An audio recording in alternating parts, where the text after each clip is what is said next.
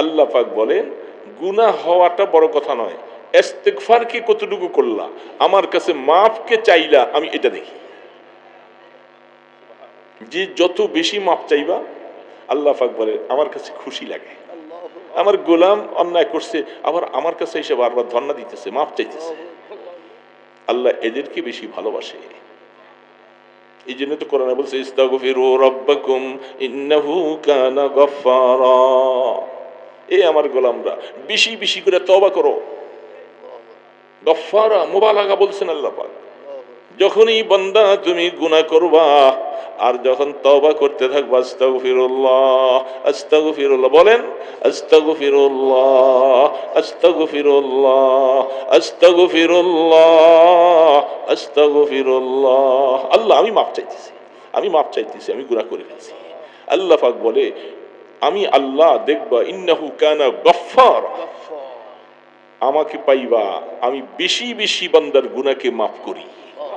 বেশি বেশি মহাব্বত এমন একটা বস্তু, ইশক এমন একটা বস্তু, এটা তিতাকে মিঠা বানায়, দূরকে কাছে করে দেয়, কষ্টকে সহজ করে দেয়। এটা ইশকের ধর্ম। এই জন্য থানবী বলতেন তে গেলা দার কতলে গায়রে হাকবরান ওয়ারনাগার আখের বাকি লাচে মান। এই জন্য একটা লাম আলিফ আছে, লাম আলিফ দেখেন না, লা ইলাহা লিখবার সময় একটা লম্বা তরবারির মতো দেখা যায় না, ওই দেখেন না মসজিদের মধ্যে লা ইলাহা একটা তরবারির মতো দেখা যায় না।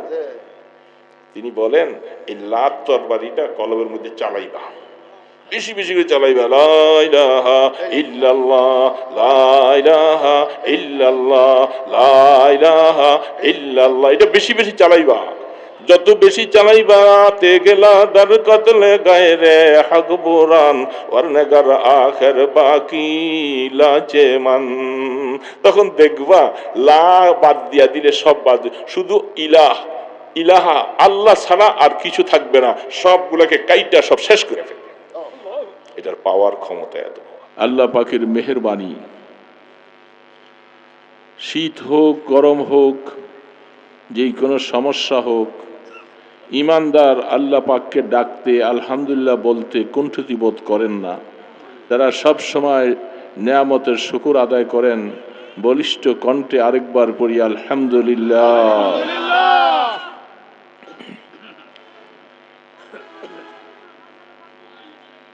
মানুষ, আমি যে দুইটা আয়াত পড়েছি এর মাঝখানে একটা আয়াত রয়েছে, সেই কথাটা এই অবস্থার সাথে হট্টগোলের সাথে অনেকটাই মিল। সেটা আমি পড়ি নাই আয়াতটা, কিন্তু এখন পড়তে মনে হচ্ছে ওয়াল কাযিমিনাল গায়যা ওয়াল আফিনা আনিন নাস, সূরা আল ইমরানে আল্লাহ রাব্বুল আলামিন ওয়াসারিউ ইলা মাগফিরাতিন এই আয়াত পড়েছি, আর তারপরে একটা আয়াত পড়েছিলাম, মাঝখানে আয়াতটা পড়ি নেই। এই আয়াতটাও এখন একটু পড়লাম অল্প সময়। এর উপরে আমাদের কিছু কথা আল্লাহ পাক কোরআনে আমাদেরকে কি বলছেন, কি নসিহত করেছেন, এটাও আমাদের একটু জানা দরকার। এগুলি জানা থাকলে মানুষের জীবনে অনেক ঝামেলা, হট্টগোল, রাগ, গোসা ইত্যাদি এগুলার থেকে মানুষ বাঁচতে পারে। আল্লাহ পাক বলছেন যেহেতু মানুষের জীবনে মানুষকে আল্লাহ পাক রাগও দিছেন, গোসাও দিছেন, এটা মানুষের মধ্যে সৃষ্টির থেকে আছে। সৃষ্টির মধ্যে আল্লাহ পাক এই জিনিসগুলি দিয়েছেন। আমাদের মধ্যে গোসা আছে না নাই? রাগ আছে না নাই? এটার একটা হদ আছে, সীমা রেখা আছে। রাগ একেবারে থাকবে না, সেটাও খারাপ। এটা সীমা বাহিরে হয়ে যাবে, সেটাও খারাপ। গোসা কখনো কখনো আসবে দ্বীনের ব্যাপারে, ইসলামের ব্যাপারে, ঈমান আকীদার ব্যাপারে। মানুষ অনেক সময় গোসা করবে, আবার কখনো দ্বীন ইসলামের জন্য মানুষ রাগও করবে। শরীয়তের আহকামাত যদি কেউ লঙ্ঘন করে, নষ্ট করে, সেখানে রাগ করারও সিস্টেম আছে। এই জন্য দোনোটা সৃষ্টির মধ্যে মানুষকে আল্লাহ দিয়েছেন, তবে তার ব্যালেন্স ঠিক করে দিয়েছেন। আবার ব্যালেন্স ছাড়া যদি এই কাজগুলি হয়, সেখানে শান্তির পরিবর্তে অশান্তি ডেকে আনবে।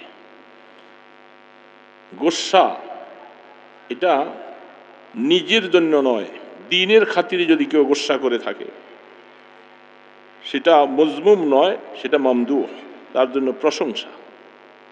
দেখেন, ছোট্ট একটা উদাহরণ শুনেছেন আপনারা অনেকে, তবু আমি কথা প্রসঙ্গে বলছি। হযরতে আলী রাদিয়াল্লাহু তাআলা আনহু, তিনি এক কাফেরের সাথে দীর্ঘদিন থেকে নবীজিকে কষ্ট দেয়, সাহাবায়ে কেরামদেরকে কষ্ট দেয়। একবার সুযোগ মতো তাকে একাকী পাইছে। যেহেতু কাফের মুশরিক, তারা তাদেরকে কোনো অন্যায় না করলে, অপরাধ না করলে তার উপরে কোনো আক্রমণ করা যাবে না, তাকে হত্যা করা যাবে না। যখন সে দেখা যাবে যে হ্যাঁ, ইসলামের বিরোধিতা করছে, নবীর বিরোধিতা করছে, মুসলমানদের বিরোধিতা করছে, এই ক্ষেত্রে যখন হয় তখন কাফের মুশরিকদেরকে শাস্তি দেওয়া বৈধ এবং জায়েজ। তার আগে এছাড়া একজন কাফের আছে, তাকে জবরদস্তি করে ইসলামে আনারও কোনো হুকুম নেই। আল্লাহ পাক কোরআনে বলছে লা ইকরাহা ফিদ্দীন, দ্বীনের মধ্যে, ধর্মের মধ্যে কাউকে জবরদস্তি করা আনার কোনো অবকাশ নেই। দ্বীন গ্রহণ করবি তো মানুষ স্বেচ্ছায়, ইচ্ছায়। এই জন্য দ্বীনেরও অনেকগুলি অর্থ আছে। মালিক ইয়াউমিদ্দিন, শারআ লাকুম মিনাদ্দীন, লা ইকরাহা ফিদ্দীন, আল ইয়াউমা আকমালতু লাকুম দীনাকুম। এরকম সারা কোরআনে আল্লাহ রাব্বুল আলামিন দ্বীন শব্দটা অনেক জায়গায় ব্যবহার করেছে। এক এক জায়গায় অর্থ এক একটা। সব জায়গায় দ্বীনের অর্থ একটা উঠাইলে কোরআন বুঝেন নাই, কোরআনের অর্থ ঠিকমতো আদায় হবে। আল ইয়াউমা আকমালতু লাকুম দীনাকুম, বিদায় হজের সময় এই আয়াতটা নাজিল হয়েছিল। এইখানে দ্বীনের অর্থ আর মালিক ইয়াউমিদ্দিনের মধ্যে দ্বীনের অর্থ দুইটা এক নয়। আল্লাহ পাক কোরআনে বলছেন মালিক ইয়াউমিদ্দিন, এখানে দ্বীন মানে ইয়াউমুল জাযা। আল্লাহ পাক মালিক হলেন কোন দিনের? কিয়ামতের দিবসের, যেদিন মানুষকে নেক বদের হিসাব করে তাকে পরিণাম দেওয়া হবে, সেটাকে আল্লাহ পাক বলছেন মালিক ইয়াউমিদ্দিন। আমি মানুষের কিয়ামতের ময়দানে তাদের সব কিছু যাজা পরিবর্তন তাদেরকে দেওয়ার জন্য যে দিনটা কায়েম করেছি, আমি সেই দিনের রব, সেই দিনের আল্লাহ, সেই দিনের মালিক। আর আল ইয়াউমা আকমালতু লাকুম দীনাকুম, আমি আজকে তোমাদের দিন পরিপূর্ণ করেছি। তার মানিটা কি? অথচ এখানে দিন অর্থ যদি ধর্ম উঠান, দিন অর্থ যদি ধর্ম বলেন, অর্থ মিলবে না। কারণ এই আয়াতের পরেও প্রায় রাসূল 2 মাস 21 দিনের মতো দুনিয়াতে হায়াতে বেঁচে ছিলেন, তখনও কোরআন শরীফের কিছু আয়াত নাজিল হয়েছে। তো যদি আজকে তোমাদের দিন পরিপূর্ণ করে দিয়েছি, এই কথাটা যদি দিনের অর্থ যদি শুধু ধর্ম বলেন, তাহলে বোঝা যাবে পরে যে আয়াতগুলি আসছে এগুলি ধর্মের অন্তর্ভুক্ত নয়, এগুলি সব ধর্মের বাহিরে। তাহলে আল্লাহ পাকের কোরআনের কোনো আয়াত কি ধর্মের বাহিরে আছে? বলেন না, আছে? এই জন্য সেই দিনের আল ইয়াউমা আকমালতু লাকুম দীনাকুমের অর্থ হলো সংবিধান, যে আমি আজকের থেকে আহকামাত বলতে যেগুলি কোরআনে নাযিল করেছি, যেগুলি করা মানুষের জন্য ফরজ, বর্জন করা ফরজ, এই সমস্ত আহকামাতকে মনে করতে হবে। আজকার পরের থেকে কোনো আহকাম নাজিল হবে না। হ্যাঁ, কোনো রকমের ঘটনা, কোনো রকমের কিস্সা, কোনো কিছু এগুলি নাজিল হতে পারে, সেটা কোরআনের অন্তর্ভুক্ত, কিন্তু আহকামাত হিসাবে আমি আজকার পরে আর কোনো আহকাম নাজিল করি নাই, করব না। আজকার সম্পূর্ণ পরিপূর্ণ করে দিয়েছি। সুবহানাল্লাহ। এই জন্য আল্লাহ রাব্বুল আলামিনের কোরআন অনেক ব্যাপক, অক্ষরগুলি খুব সহজ, শব্দগুলি সহজ, কিন্তু এর মধ্যে গভীরতা আল্লাহ পাক এমন দেওয়া দিয়েছেন। আমাদের সাহাবায়ে কেরাম হযরতে ওমরে ফারুক রাদিয়াল্লাহু তাআলা আনহু বলেন, আমি সূরা বাকারা পড়তে আমার 12টা বৎসর সময় লাগছে। কি পড়লেন?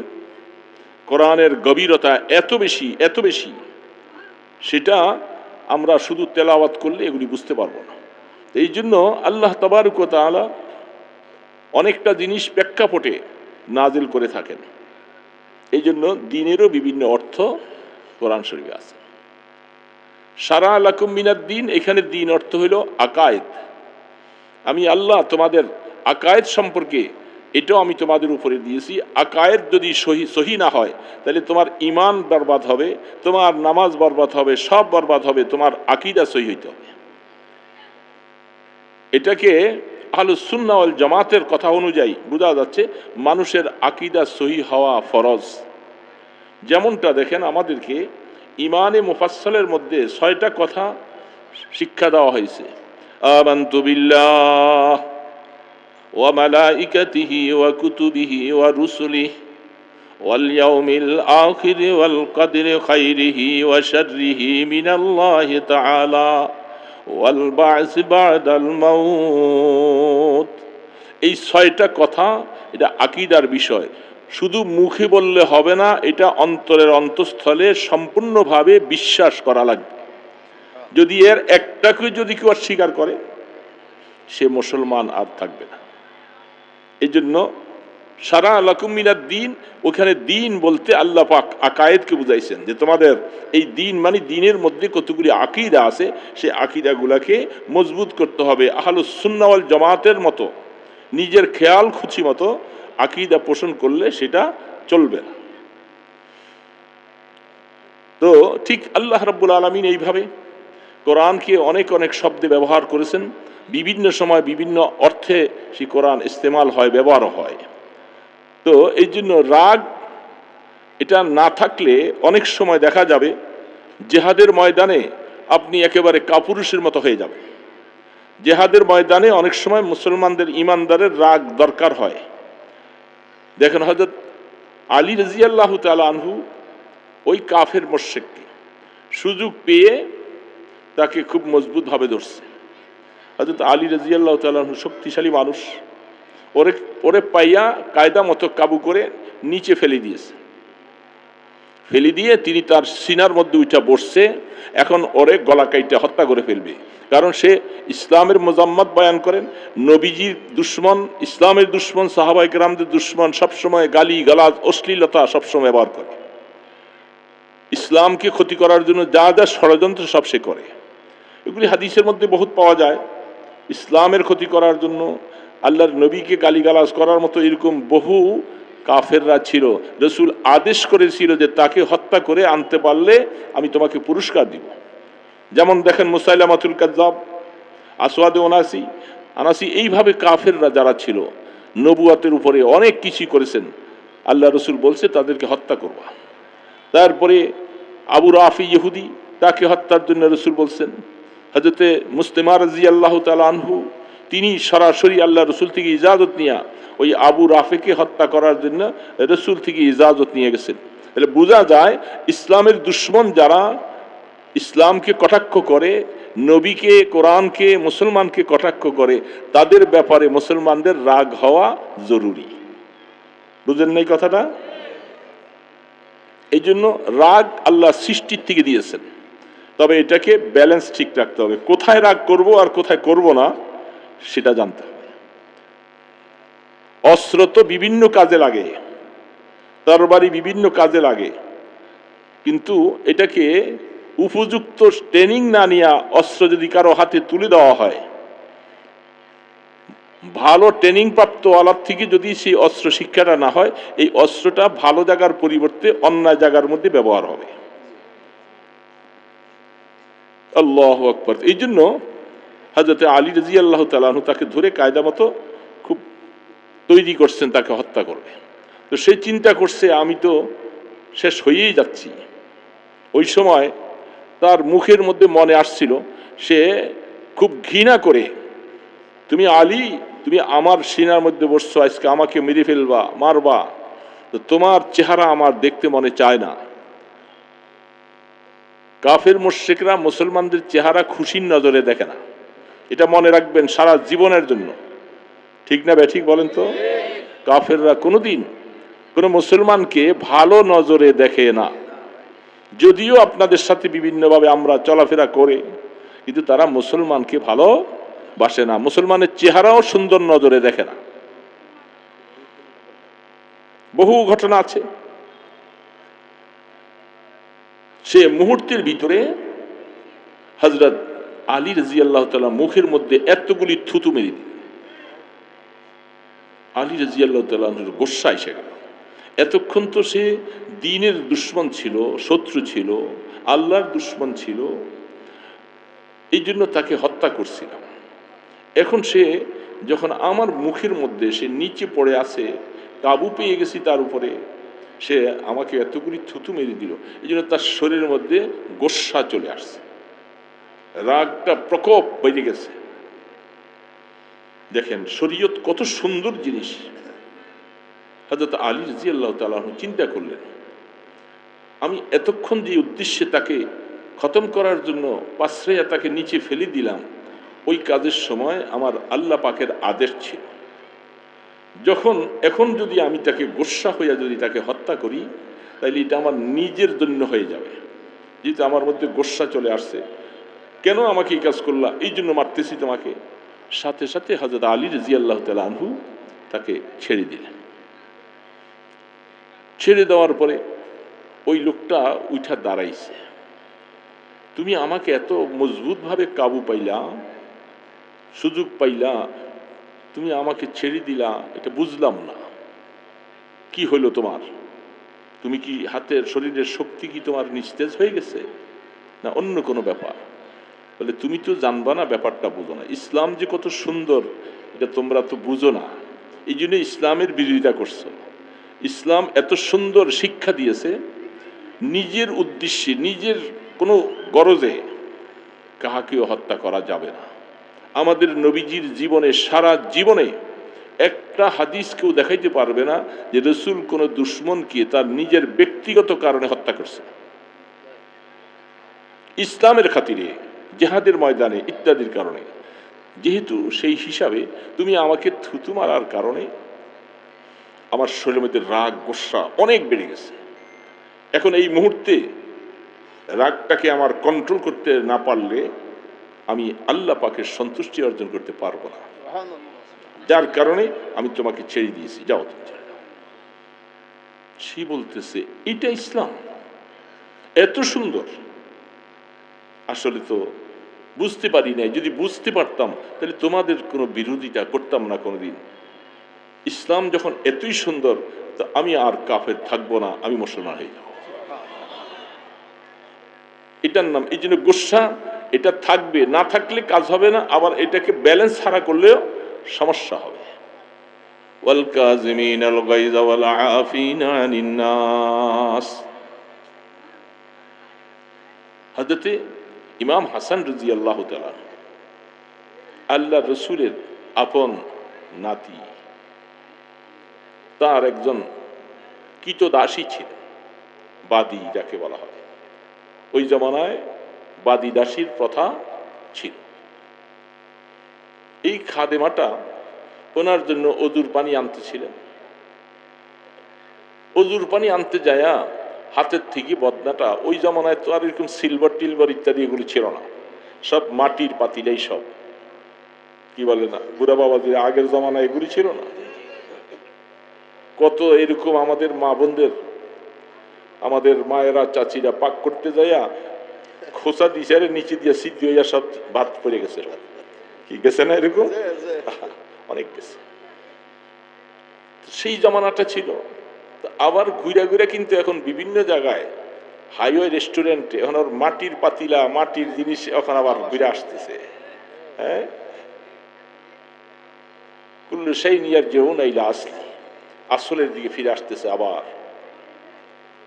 তো তিনি ওই মাটির পাতিলাটা নিয়ে, মাটির পাত্রে অজুর পানি আনতেছিলেন। হঠাৎ করে কিশোরতে লাইগা পইরা ভাঙ্গে গেছে। তো ভাঙ্গে যাওয়ার সাথে সাথে ইমাম হাসান রাদিয়াল্লাহু তাআলা আনহু এভাবে চোখটা উঠাইয়া ওর দিকে তাকাইছে। একটু রাগের ভাব চেহারায় ফুটে। মানুষ যখন রাগ হয় চেহারার মধ্যে ফুটে না? সাধারণ চেহারা আর রাগের চেহারা কি একরকম? বাদীটা বুঝছে তিনি খুব মনে কষ্ট পাইছে, রাগ হয়েছে। কারণ রাগ হইয়া কি না জানি কি বলে, না জানি আমাকে কয়েকটা থাপ্পড় দিয়া দেয়, আমি কেন এই কাজটা করলাম। সেই বাদী সাথে সাথে পড়ছেন ওয়াল কাযিমিনা, আল্লাহু আকবার, ওয়াল কাযিমিনা, যারা গোসা, আল্লাহ পাক কোরআনে বলেছেন ওয়াল কাযিমিনাল গাইজ, যারা গোসাকে হজম করে। কাজবুন শব্দের অর্থ হইল লুকাইয়া রাখা, আরবিতে তার শব্দের অর্থ হইল পুশিদা করা, লুকাইয়া রাখা। তার মানে যে গোসাটাকে লুকাইয়া রাখে, হজম করে রাখে। ওয়াল কাযিমিনাল গাইজ, যারা গোসাকে হজম। এই শব্দটা বলার সাথে সাথে হযরত ইমাম হাসান রাদিয়াল্লাহু তাআলা চক্ষু, গরম চক্ষুটা নিচের দিকে করে দিয়েছে। বাদী দেখলেন আমি কোরআনে আয়াত পড়েছি, রাসূলের নাতি, মূর্তির ভিতরে কোরআনে আয়াত তার ভিতরে এমন ভাবে এফেক্ট করছেন, তিনি গোসাটাকে লুকিয়ে ফেলছেন। ওয়াল কাযিমিনাল গাইজ, এতটুক পর্যন্ত বলার পরে বলছে গোসা হজম করা তো বড় কথা নয়, আমি তো আপনার কাছে গোসা হজম পাইছি, তবে আরেকটু দরকার। ওয়ালা আফিনা আনিন নাস, শুধু গোসা হজম করছে এটা নয়, বরং আপনার উচিত হবে আপনি আমাকে মাফ করে দিবেন। হযরত ইমাম হাসান রাদিয়াল্লাহু তাআলা বাদীর এই মুহূর্তে সময় মতো এই আয়াতটা এক শব্দ বলছেন, সাথে আবার দ্বিতীয় শব্দটা বলছেন। বলার পরে বাদীর কথা শোনার পরে তিনি একেবারে আশ্চর্য হয়ে গেলেন, আমাকে বিশাল একটা নসিহত করে দিল।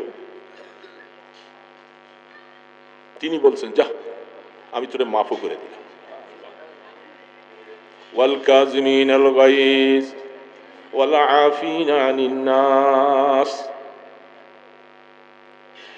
তিনি যখন বলছেন যে আমি তোকে মাফ করে দিলাম, এবার বাদী বলতেছে যেহেতু আপনি ভালো কাজ করছেন, গোসা হজম করছেন, আমাকে মাফ করে দিয়েছেন, অনেক ভালো কাজ করছেন না। ৩ নম্বর আয়াতটা বাদী পড়ে ওনাকে পুরস্কারের ঘোষণা দিয়ে দিলেন। সুবহানাল্লাহ, ওয়াল্লাহু ইউহিব্বুল মুহসিনিন, যারা এরকম ভালো কাজ করে, নেক কাজ করে, আল্লাহ সুবহানাহু ওয়া তাআলা কোরআনে ঘোষণা দিয়েছেন আল্লাহ তাদেরকে মহব্বত করে, ভালোবাসে। ইমাম হাসান রাদিয়াল্লাহু তাআলা আনহু তিনি বাদীর এই উপদেশমূলক এত সুন্দরভাবে উপস্থাপন করার কারণে বলছে যা, তোরে আমি আল্লাহর রাস্তায় আজাদ করে দিলাম, তুমি আজকে আমাকে একটা উত্তম শিক্ষা আমাকে শিখাই দিলা। এটার নাম হলো গোসা হজম করা। দোস্ত, এই গোসার কারণে আমাদের যে কত সমস্যা হয়, এই সমাজে যত গন্ডগোল সমস্যা, মারামারি, কাটাকাটি, বউ তালাক, স্ত্রী ছেলে বাবার থেকে চলে যায়, বাপকে ছেলে মেরে ফেলে, যত কিছুর মূল কারণ কিন্তু এই যে গোসা। বলেন ঠিক না বেঠিক বলেন? বাপ পুত্রে ব্যামিল হয়ে যায়, বাবায় ছেলেকে হয়তো কর্কশ ভাষায় বেশি বেশি গোসার সাথে অনেক কিছু বলছে, ছেলে হয়তো ঘর ছেড়ে চলে যায়, সংসার ছেড়ে চলে যায়, স্ত্রীকে তালাক দিয়ে দেয়, কি দেয় কি দেয় না, হয় না? কত রকমের মাসালা, কত ফতুয়া আসে, হুজুর আমি আমার স্ত্রীকে আসলে রাগ করেই তালাক দিছিলাম। তালাক তো রাগ করেই দেয়। এই রাগ যখন হইল, এটাকে ব্যালেন্স রাখতে পারে নাই, তখন 3 কথা বলে দিছে। 3 কথা বললে কি আর বউ থাকে? আপনাদের এলাকায় থাকে না? তা আওয়াজ দিয়ে বলেন না, 3 কথা বললে যত প্রিয় বস্তু হোক না কেন, যত প্রাণের স্ত্রী হোক না কেন, রাগ করে বলছেন, রাগকে কন্ট্রোল করতে পারলেন না, গোসাকে হজম করতে পারলেন না, আপনার শান্তির জীবনে অশান্তি নেমে আসলো, মেঘমালা নেমে আসে। তখন গোসা থেমে যাওয়ার পরে এখন বৈশা বৈশা বলে হাই করলামটা কি, কি করলাম? এখন তো সব অশান্তি। ছোট বাচ্চারা, ছেলে মেয়েরা থাকে, এরা কান্দে, মা কান্দে, বাবা কান্দে। এখন কানলে কি হবে? সালাসাতুন হাজলুহুন্না হাজলুন জিদ্দুহুন্না হাজলুন, নবী আলাইহিস সালাতু ওয়াস সালাম বলে গেছেন, তিনটা জিনিস হাসতে হাসতে বলো আর কাঁদতে কাঁদতে বলো, কারবার হয়ে যাবে। এটার মধ্যে একটা হলো তালাক। কেউ যদি হাসতে হাসতে বলে, রাগ করে বলে, তালাক হয়ে যাবে। 2 নম্বর হলো ইতাক, কোন গোলামকে যদি সে হাসতে হাসতে ছেড়ে দেয় অথবা রাগ করে ছেড়ে দেয়, গোলাম আজাদ হয়ে যাবে। 3 নম্বর নিকাহ, বিবাহ। একজন বলতেছে, একজন মানুষের উপস্থিতিতে কেউ যদি বলে, এরকম ঘটনা আছে, এক ওস্তাদ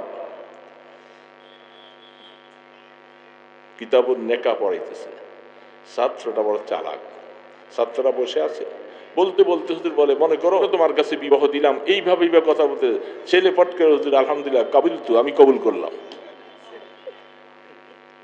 সামনে ছাত্র আছে, সবাই আছে, সাক্ষী আছে না? গেছে কিছুদিন পরে মেয়ে বিবাহ দেওয়ার প্রস্তাব, তখন হুজুর বিভিন্ন জায়গায় ছেলে দেখতেছে, ছেলে যাইয়া পাঠাইছে, হযরত জি মেয়ের আপনি ওই বিবাহ দিয়েছেন, আমি তো কবুল করে ফেলছি।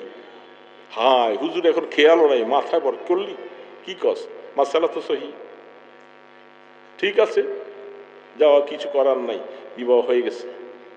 এই জন্য 3টা জিনিস খুশিতে হোক আর নারাজগির কারণে হোক, এটা কায়েম হয়ে যাবে। বুঝে আসছে কথা? তাহলে রাগ করে তালাক দিলে তালাক হবে না। কত সংসার এইভাবে ভেঙে যাচ্ছে শুধু গোস্সার কারণে। ঘরের হান্ডি বাতিল বাইরে ভাঙ্গা ফেলা, সব যখন রাগ হয়ে গেছে কত কিছু ফার্নিচার সুকেস ভাঙ্গা ফেলে, আছে কি আছে না? কিসের কারণ? এই যে রাগ অনেক সময় মানুষকে হালাক করে দেয়। এই জন্য হাদিসের মধ্যে স্পষ্ট আছে, যারা দুনিয়ার মধ্যে রাগকে কন্ট্রোল করবা, কোনো মানুষের উপরে খুব রাগ করছো তুমি রাগটা, হাদিসের মধ্যে ইবনে কাসির ওয়ালা, আল্লাহু আকবার, তিনি অনেকগুলি হাদিস বয়ান করছেন, যারা কোনো মানুষের উপরে রাগ হয়ে যাওয়ার পরে তাকে মাফ করে দেয়, আল্লাহ সুবহানাহু ওয়া তাআলা তোমার আমলের প্রতি আল্লাহ রাগ করলে, তুমি যেহেতু এই কাজটা করছেন, আল্লাহ পাক বলেন আমি তোমাকে মাফ করে দেব। মানুষকে ক্ষমা করতে পারা, এটা অনেক বড় একটা পুরস্কার, অনেক বড়। আল্লাহ পাকের গোস্সার থেকে আল্লাহ পাক বলে, আমি অনেক গোস্সাওয়ালা, রাগাম্বিতওয়ালা। যখন আমার বান্দা, যখন তুই এই কাজটা, এই গুণটা, আমার গুণটা নিয়েছিস, তুই ক্ষমা করে দিলি একজনকে, আমি আল্লাহ তোকে ক্ষমা করে দিই। এই জন্য গোস্সা, রাগ, এটা অনেক বড়। ওই যে এখানে কতক্ষণ আগে হট্টগোল দেখছি না, নিশ্চয়ই কোনো না কোনো কারণে একটু উল্টাপাল্টা হয়েছে, এই জন্য সবাই আস্তিন গুছায়, হ্যাঁ ফলনার পোলা তলনা, আমি কি কম রে নি, বাজারে এরকম ঝগড়া লাগে না? 2টা অটোওয়ালা লেগে যায়, সিএনজিওয়ালা লেগে যায়, সামান্য একটু লাগছে একটা সিএনজির মধ্যে, আরে বাপরে কি গন্ডগোল, কি ঝগড়া, এই সামান্য থেকে সূত্র হইয়া মারামারি হইয়া পুরা বাজারের মানুষ এক জায়গায় হয়। কারণটা কিসে কারণে? রাগ।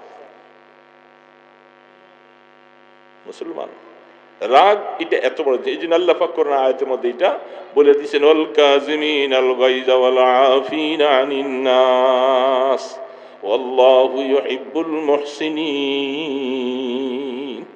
যারা এরকম রাগকে হজম করবা, গোস্সাকে হজম করবা।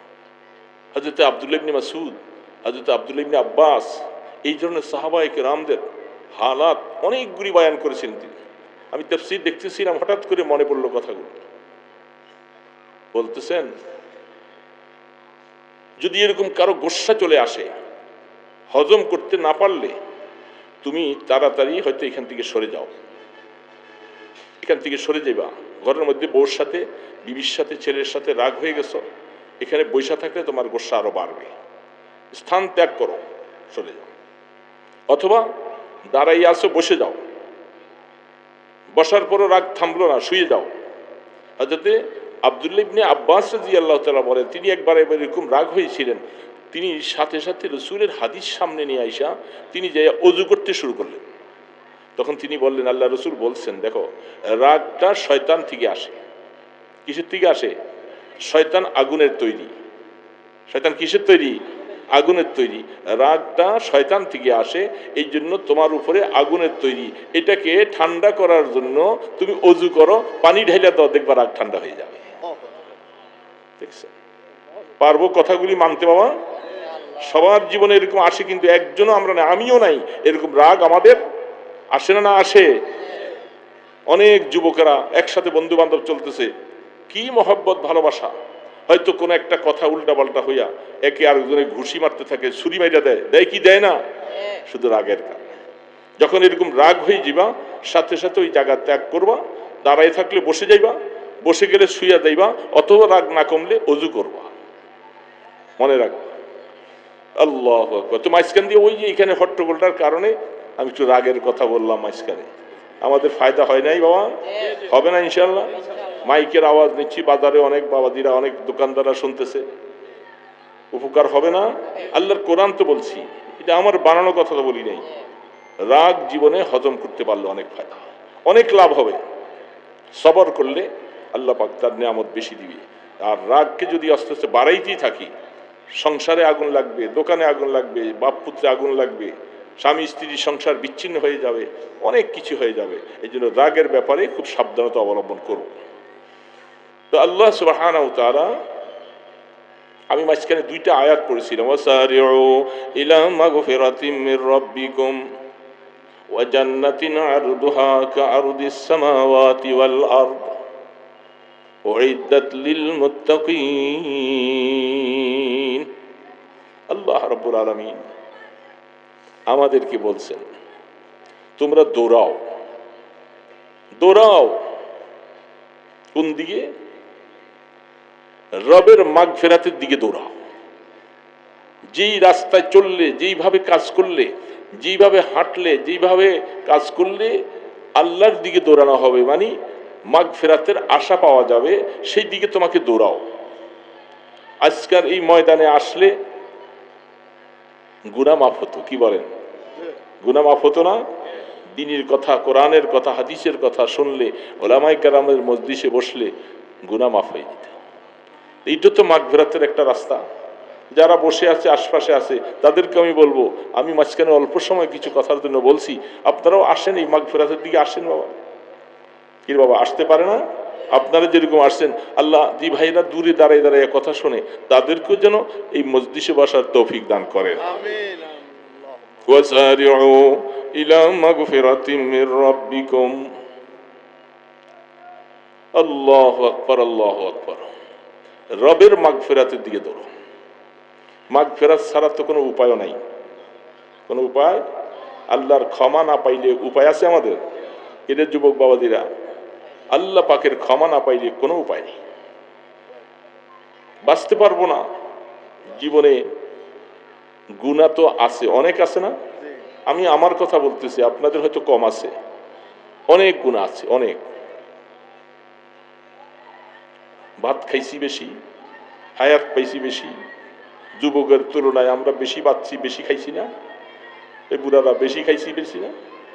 গুনাহও তো বেশি করছি। কি বাবা, গুনাহ বেশি করিনি? ওরা ছোট, ওরা বয়স কম, খাইছেও কম, ওদের গুনাহও কম। ওইটা দেখবো না যে আমরা বেশি হায়াত পাইছি, সওয়াব বেশি কামাই করছি, এটা দেখা যাবে না, এটা দেখা নিষেধ। নেক আমলের প্রতি নজর করতে নিষেধ আল্লাহ রাসূলের, যে তুমি নেক আমল করছো, এটার প্রতি নজর করলে তোমার ভিতরে অহমিকা চলে আসবে। এই জন্য গুনাহ বেশি করছি, খাইছি বেশি। কি বাবা বলেন না, আমরা যারা বয়স হয়ে গেছে বেশি খাইছি না? কত বছর ধরে খাইতে আছি আল্লাহর জমিনে, তো গুনাহ তো অনেক বেশি করছি। যারা যুবক ছেলে পেলে, এরা মাত্র বড় হইতেছে, এরা খানা খাইছেও কম, গুনাহও কম করছে। আমাদের তুলনায় তাদের গুনাহ কম। কি বাবা, ঠিক না বেঠিক বলেন? তারা গুনাহ কম করছে।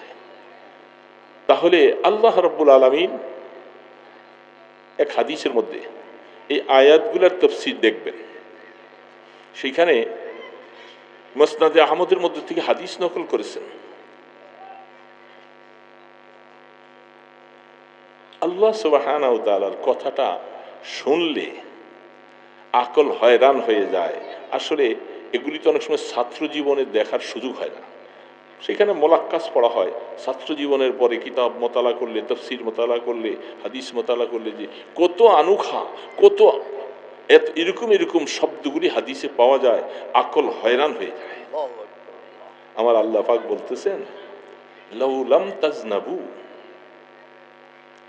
তোমরা যদি এ আমার গোলামরা শুনে রেখ, তোরা যদি কিছু গুনাহ যদি না করবি, গুনাহ তোমাদের হবে, এটা আমি জানি। কে বলেন? বড় করে বলেন না, কে বলেন? আল্লাহ নামটা নিজে তো সুন্দর করে নিলে ভালো লাগে, কি তাই না? কে বলতেছেন? আল্লাহ। তোমরা যদি গুনাহ না করবা, আমি তোমাদের এই কওমকে, এই জাতিকে আমি ভিনিশ করে দিয়া তোমাদেরকে মাইরা ফেলবো। আমি এমন একটা কওম বানাবো যে কওমরা গুনাহ করবে আর আমার কাছে বারবার মাফ চাইবে, আল্লাহু আকবার, আল্লাহু আকবার, ইস্তিগফার করতে থাকবে, বারবার ইস্তিগফার করবে। ওই কওমটাকে আমি বেশি ভালোবাসি। আহা, কি বুঝাইতেছেন আল্লাহ পাক? আমাদের গুনাহ হয়েই যাবে।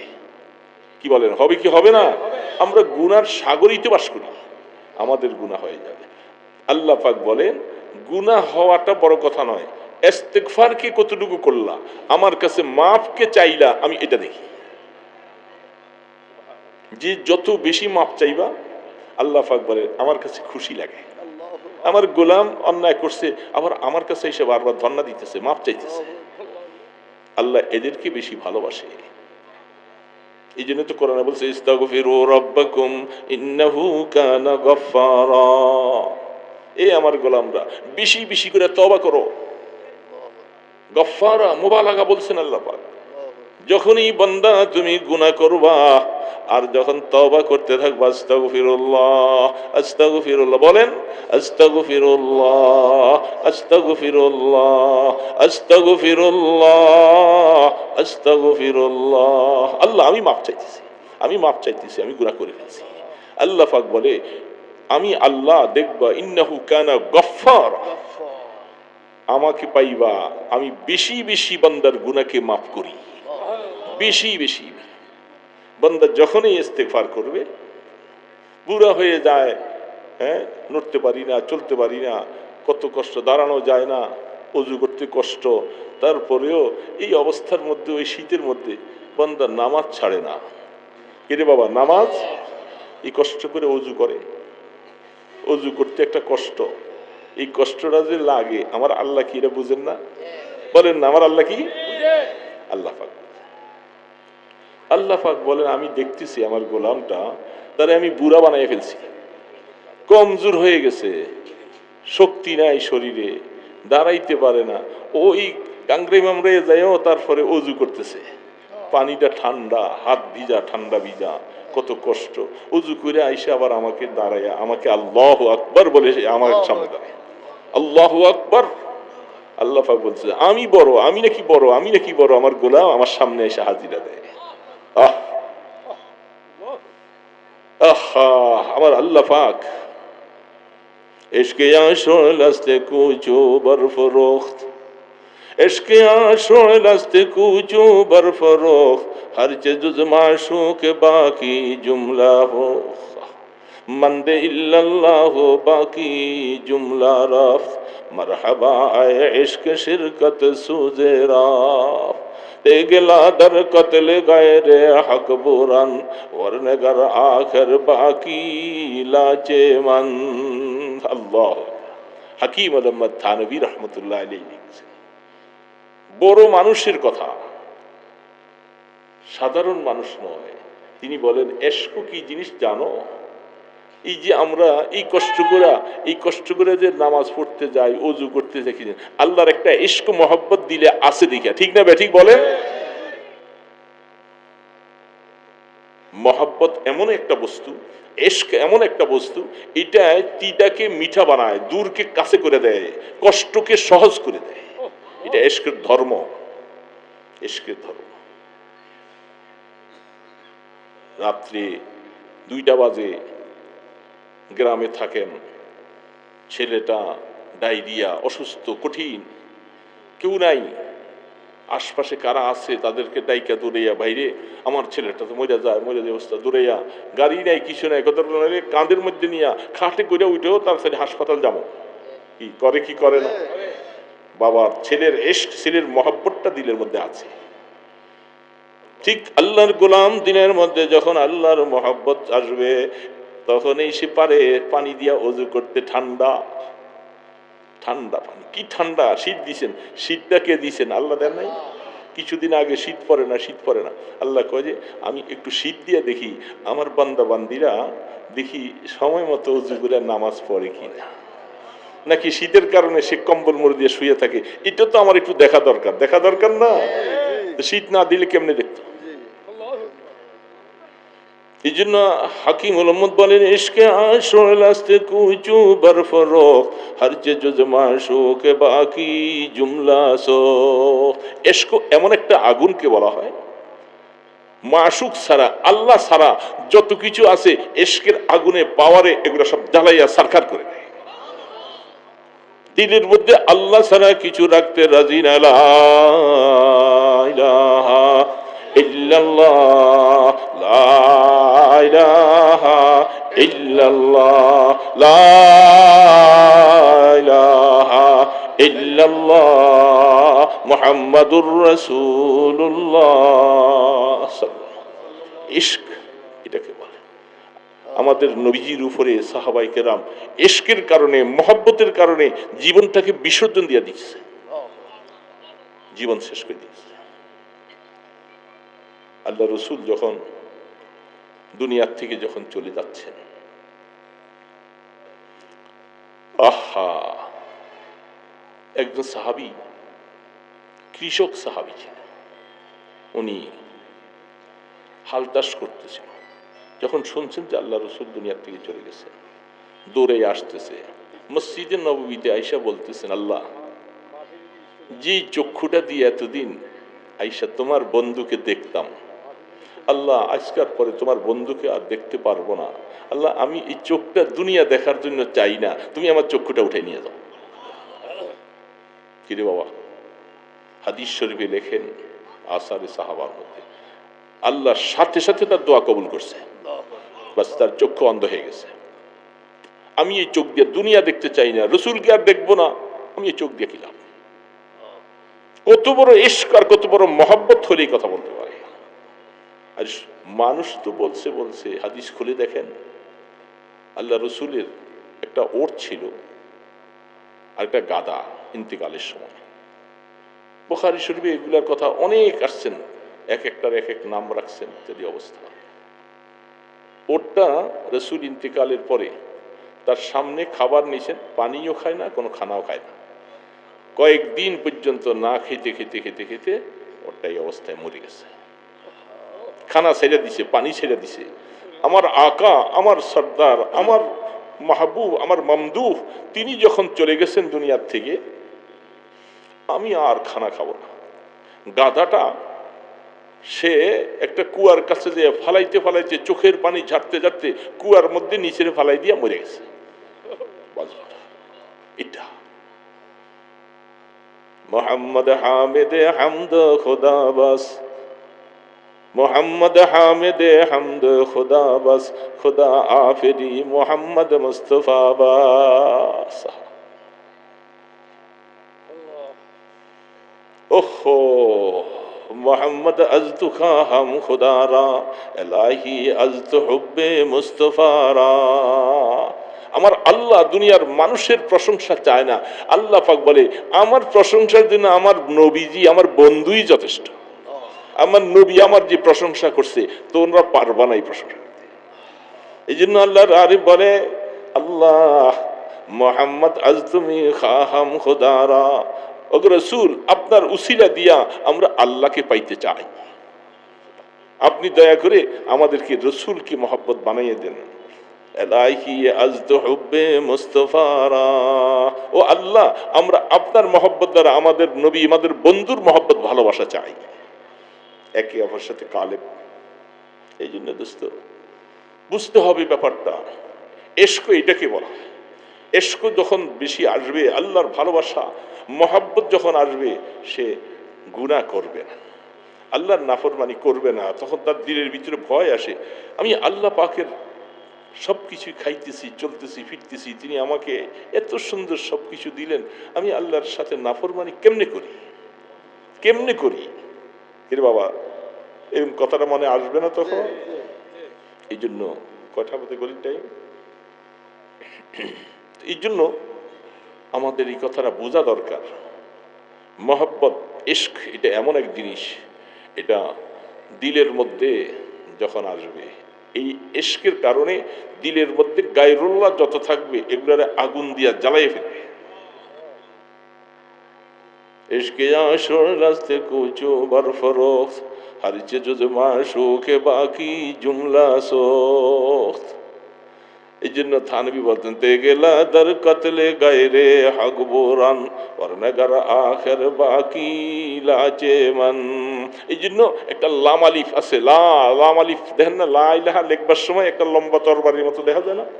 ওই দেখেন না মসজিদের মধ্যে লা ইলাহা একটা তরবারির মতো দেখা যায় না? তিনি বলেন এই লাভ তরবারিটা কলবের মধ্যে চালাইবা, বেশি বেশি করে চালাইবা। লা ইলাহা ইল্লাল্লাহ, লা ইলাহা ইল্লাল্লাহ, লা ইলাহা ইল্লাল্লাহ, এটা বেশি বেশি চালাইবা। যত বেশি চালাইবা তে গেলা দর কতলে গায়রে হক বুরান ওয়ারনাগার আখির বাকি লাচে মান। তখন দেখবা লা বাদ দিয়া দিলে সব বাদ, শুধু ইলাহ ইলাহা আল্লাহ ছাড়া আর কিছু থাকবে না, সবগুলোকে কাইটা সব শেষ করে ফেলবে। এটার পাওয়ার ক্ষমতা এত অবস্থ। এই জন্য চেষ্টা করবো তো ইনশাআল্লাহ। বাবা কয়েকটা কথা বলছি ভাঙাচোরা হিসাবে, আরো মেহমানরা আসবেন। আল্লাহ সুবহানাহু ওয়া তাআলা আমাকে সহ আমাদের সকলকে আমল করার তৌফিক দেন। হুজুর তারপরে মেহমান আসছে তো, আসছেন? হ্যাঁ আসছে না নাকি? এখানে আসছে, নিয়ে আসেন। কারণ হঠাৎ করে এটা অনেক হুজুররা বুঝে না, সাইরা দিলেই মানুষ একটু এলোমেলো করে, এসে হাজির হয়ে গেলে চাললে ভালো দেয়। তো ছোট্ট কথাটাই বলতেছিলাম, সারিউ ইলা মাগফিরাতিম মির ওয়া জান্নাতিন আরদুহা কারদিস সামাওয়াতি ওয়াল আরদ। আল্লাহু আকবার। জান্নাতের আরজের কথা বয়ান করছে, তৌল বলেন নাই আল্লাহ। ওয়া জান্নাতিন আরদুহা কারদিস সামাওয়াত। আরজ মানে হলো প্রস্থ আর দৈর্ঘ্য। আমাদের দেশে প্রস্থ আর দৈর্ঘ্য আছে না? কোরআনের মধ্যে আল্লাহ পাক জান্নাতের আরজের কথা বলছেন। ফামা জান্নুকা বিল্লাযী ফিত তাউল। তাউল কত বড় এটা তোমরা বুঝবা, আমার বলার দরকার নেই। আল্লাহ পাক বলেন এটার এই দৈর্ঘ্য প্রস্থ কত বড় জান্নাত। বলে 7 আসমান 7 জমিন একসাথে মিলাইলে যত বড় হয়, আল্লাহ পাক বলে আমার জান্নাত অত বড়। তোমরা ওই জান্নাতের দিকে দৌড়াও, ওই জান্নাতের দিকে দৌড়াও। দৌড়াইতে বলছে মানে কি বুঝেন নাই?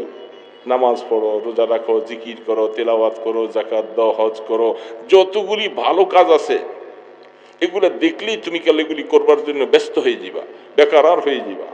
এটার নাম সারিউ ইলা মাগফিরাত। এই যে দোকানে কত বাবাজিরা বসে আছে, সারা জীবনে যে দোকানদারি করে, আজকে একটা দিন একটু দোকানদারি বাদ দিয়া আল্লাহর মাগফিরাতের দিকে দৌড়াইলে লাভ বেশি হইতো না? কিনা বেশি হইতো না লাভ? তারা তো দৌড়ায় না, দৌড়াইতেছে না। আসছেন। তো জান্নাতের আরজ এক হাদিসের মধ্যে আছে, জান্নাতটা এত বড়, যেটার বর্ণনা করছেন জান্নাতের সাথে বুখারীতে খুলে দেখবেন, ওই যে সাআলতুমুহু ফাসআলুল ফিরদাউস, জান্নাতুল ফিরদাউসের কামনা করবা আল্লাহর কাছে। যখন দোয়া করবা আল্লাহ আমাকে জান্নাতুল ফিরদাউসের বাসিন্দা বানাইবা, দোয়া করবেন তো। এটা হাদিসে আমাদের বুখারীতে আসছে। তুমি যখন আল্লাহর কাছে জান্নাত চাইবা, জান্নাতুল ফিরদাউস চাইবা, কারণ জান্নাতুল ফিরদাউসের 7টা হইল আল্লাহ পাকের আরশ। আল্লাহু আকবার, আল্লাহু আকবার। ফিহা ইয়াতাফাজ্জারুল আনহার, এবং জান্নাতের যে নহরগুলির কথা বলা হয়েছিল 4টা নহর, প্রত্যেকটা নহর ওই জান্নাতুল ফিরদাউস থেকে প্রবাহিত। দুধের নহর, মধুর নহর, শরাবের নহর, পানির নহর, সমস্ত নহরগুলি প্রবাহিত কোত্থেকে? ওই জান্নাতুল ফিরদাউস থেকে।